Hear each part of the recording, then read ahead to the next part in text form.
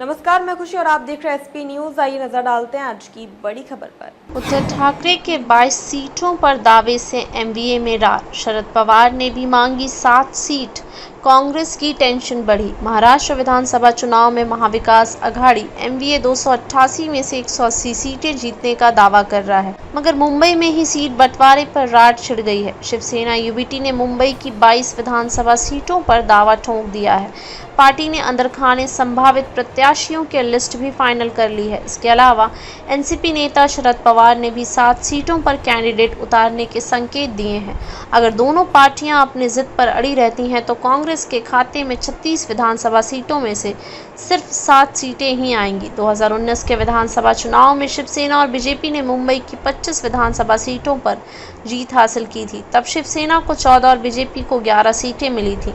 लोकसभा चुनाव में भी उद्धव ठाकरे की पार्टी को 3 सीटों पर जीत मिली थी। चौथे सीट पर पार्टी के कैंडिडेट करीबी मुकाबले में हारे थे। लोकसभा चुनाव में मुंबई के 6 सीटों में 4 पर शिवसेना यूबीटी और 2 पर कांग्रेस लड़ी थी। 4 में 3 पर शिवसेना यूबीटी को जीत मिली है।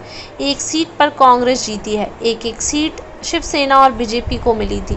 2024 के विधानसभा चुनाव में मुंबई की 36 सीटों को लेकर इसलिए घमासान होने के आसार हैं क्योंकि जो मुंबई में ज़्यादा विधानसभा सीटें जीतेगा उसे बीएमसी चुनाव के लिए मनोवैज्ञानिक बढ़त मिलेगी। लोकसभा चुनाव में पीएम मोदी ने मुंबई में रैली के साथ रोड शो भी किया था। इसके बाद भी महायुति को सिर्फ 2 सीटों पर जीत मिल पाई थी। मुंबई हमले में वकील रहे उज्ज्वल निकम भी हार गए थे। शिवसेना यूबीटी मजबूत होकर उभरी थी। चौथी सीट पर शिवसेना कैंडिडेट अमोल कीर्तिकार सिर्फ 48 वोटों से हारे थे। खबरों में अब तक के लिए बस इतना ही। फिर होगी आपसे मुलाकात ऐसी एक और बड़ी खबर के साथ। अब तक के लिए नमस्कार और देखते रहिए एसपी न्यूज। ऐसे ही लेटेस्ट अपडेट्स के लिए हमारे चैनल को सब्सक्राइब करें और तुरंत नोटिफिकेशन पाने के लिए बेल आइकन प्रेस करना ना भूलें। यदि आप हमें फेसबुक के माध्यम से देख रहे हैं तो हमारे पेज को फॉलो जरूर करें। धन्यवाद।